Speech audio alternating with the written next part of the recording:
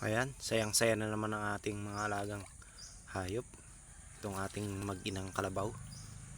So ayan silang dalawa.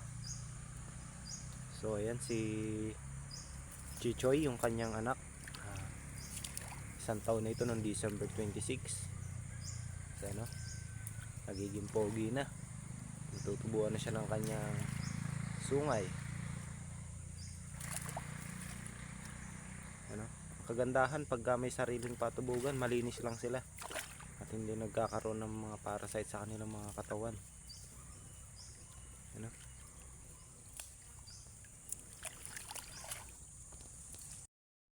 So ayan na mga kabukid, yung mag-isang taon natin sa January 8 na baka.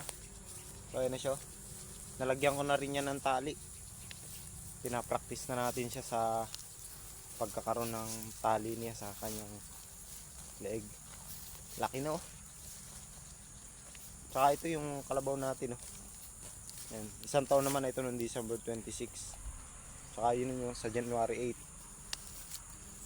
8. Tsaka ito, yung isa nalagyan na rin natin ng tali. Ano? Yan. Na-practice na natin sila.